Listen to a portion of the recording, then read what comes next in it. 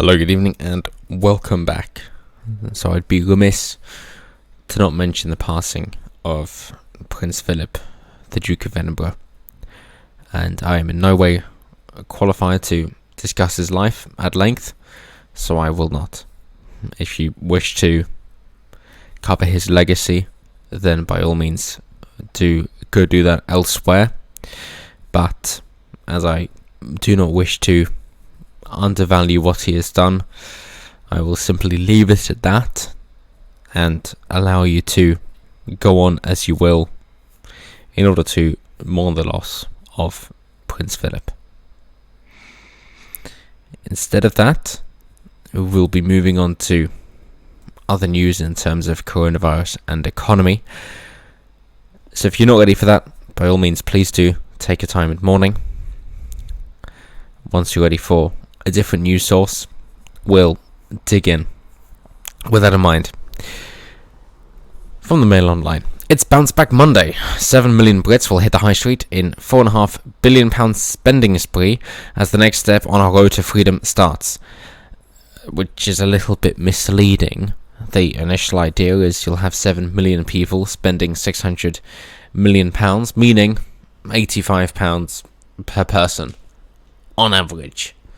Bearing in mind that this does include London, which has more than 7 million people anyway, then you can understand how it could get up to such a high figure, even though most of it's going to be hairdressers and pubs.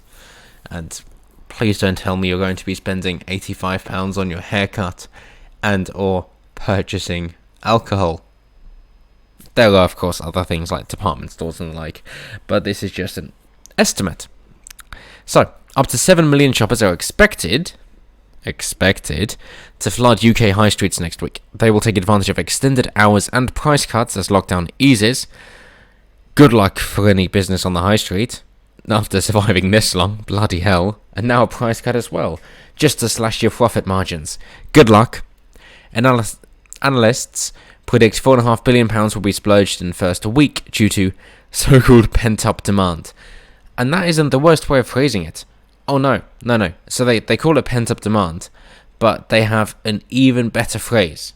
As they say, economists say households are sitting on £159.5 billion in so-called excess savings as a result of missing out on holidays, eating out and cutting spending in other areas such as clothing and commuting. And I know this is modern monetary theory. I do understand that. And as Keynesian economics to suggest that spending is what makes the economy work. But personally, and I'm sure the rest of you are very much the same, but let's just articulate it a little bit, that saving is actually a vital part when it comes to individual success, and it is only through individual success that you'll see national economic success. Because, by all means, it's lovely to have those short-term returns in people spending, and you can even go with a broken window fallacy if you wish that, there is a window that has been broken, in which case it's going to require labour in order to fix, and therefore there is a job, and therefore the economy is booming because a window has been broken. It's like, not really, because you're not providing any value, but by all means, spend the money and the government will take a cut of it in VAT or income tax, depending on how you're viewing it. So yeah, sure, money is being spent, but is value being added? No, it isn't. So, it is only through saving that you can then create that value, because through saving, you are therefore avoiding tax, and that is the key bit in creating value, the aversion of tax or the avoidance of tax, which I know runs counter to Keynesian economics, but never mind. That is the only way to create value. You're not creating money out of nothing. That's the job of the Bank of England or the Federal Reserve for us American cousins. But as an individual, if you're saving, you can then create value through investments and putting your savings to use in terms of using that to get by while creating something for other people, whether that be a tangible good or an intangible good. You are therefore creating value, of which your expenses and overheads from your previous savings can be used to fund until your business becomes profitable. and that only works, again, if you're providing value. In a lovely free market society, you can only earn money if you're providing something to somebody at a price point of which they think it is better to spend their money, of which they have earned through their own hours of work, to get your product, tangible or intangible, and therefore it is a consensual agreement by which you earn that resource or bit of money or whatever bartering program you wish to go down, whatever it is. You earn something that you value while your customer or client receives something that they value. Simple as that. Straightforward. Job done. However, it has to be in a consensual agreement, which is simply done through free market capitalism. But I repeat myself. So trying to suggest that, we've got these excess savings. Well, no, it is not for you to decide, whoever it might be, that these are excess savings. And to me, this really hammers home the point of entitlement. And perhaps you think that I'm missing the market, in which case, by all means, do have a little chin wag in the comments down below. But the suggestion that, people seem to have been far more fiscally responsible than they have been before, and maybe they're not buying into credit card traps and student loan debt traps, and instead of thinking, maybe I should save my money so I have something to my name, instead of just trying to live on credit. That is most likely what most of that £159.5 billion is. It's credit instead of savings. But nonetheless, let's pretend that it is savings. That isn't excess. Because how many of these people might have an issue of their dishwasher breaking, or they might have a leaky pipe and suddenly they've got a leaky ceiling because of a burst water pipe, or one of the slates on the roof has nudged and now they've got a leak from up there, or there's a power cut and they need to rewire their house, or maybe they have a burglary or their car breaks down. Whatever it might be, these are things of which savings are vitally important for, not for splashing out on something new, but in order to ensure that your day-to-day running can continue as expected. It's that little safety net there which you're personally responsible for. By all means, insurance is good for covering things, but you still have your premium or your excess in order to cover the initial cost of that, and it'll go up after that. So it is vitally important to have a little safety net, which these economists would call excess savings, in order to ensure that life can continue on as planned. Or maybe you're furloughed and out of work for a while, in which case you will be reliant on your savings. So just as a term, as you know that always on this channel, I really do hammer home the importance of the linguistic games that the left try to play, so I like to point it out and just destroy them every time that I see them, and this term of excess savings is most certainly one of them. So that thoroughly destroyed, we can move on. So, as much as £45.5 billion of this will be set aside for spending, with a large proportion splashed out this summer, according to the Centre for Economics and Business Research. I think we'd all quite like to work in one of these think tanks and just go, so, guys, what do you think's going to happen? It's like, right, so this has been a pandemic, the likes of which we've never seen before given the government response, so we're actually in completely uncharted territory and have absolutely no idea how people will respond to it. It's like, yeah. And we don't have up-to-date figures because the ONS and the government essentially is very slow on reporting anything that might be of use. That's completely correct.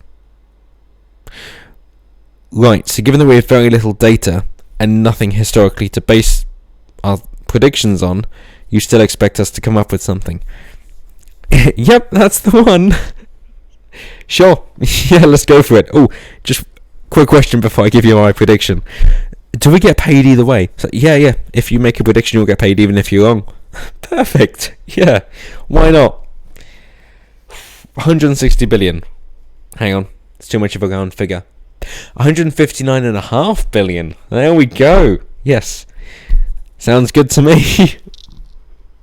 And maybe I'm cynical, but to me that really is just how they get these numbers out. It's like just roll a few die and multiply the numbers together. What have you got? Cool, now let's make sure it is not an integer, because then it sounds more official. Perfect. So, they say, in a more somber note, but the damage of the past year will be irreversible for some high street outlets. Debenhams will be opening its stores on Monday, but only to host a closing down sale, with discounts up to 70% on fashion and homeware, and 50% on beauty products. Currys PC World is opening 249 outlets with extended hours and a clearance sale promising savings of up to 70%. So it's fair to say that there are savings to be made, but the majority of it is simply because the government has fucked over so many businesses, even the big ones, and bear in mind the big ones only go bust after the small ones go, so just try to imagine how many small business owners who tried their luck are now kicking themselves because the government fucked them over, but they are simply running their clearance sale because they know at what point they have to rid their stock from the warehouse, and therefore go, well, hey, we might as well cut our losses in order to get something rather than nothing, even if we're selling at a loss, you know. A 50% loss is better than a 100% loss, as well as then an added cost of trying to remove this stock afterwards, which will go straight to landfill.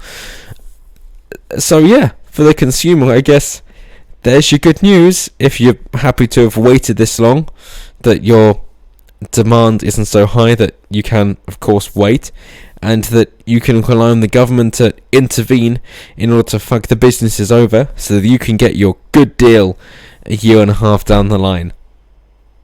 Stunning.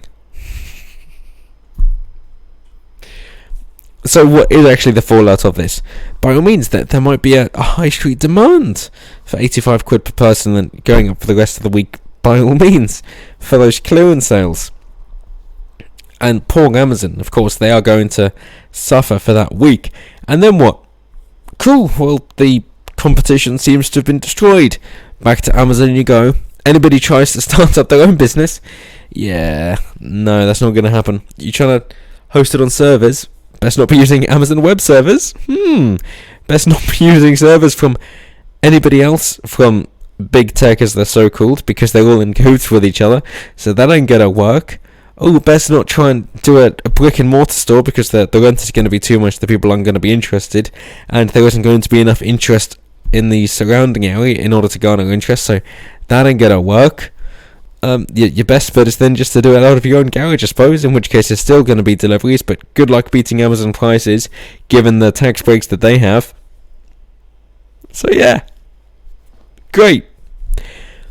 If you wish to go down the business route of this, then you've got to understand that the government is going to fuck you over, because it's easier for them to just support places like Amazon, in which case you have to understand you will not be able to beat Amazon on price.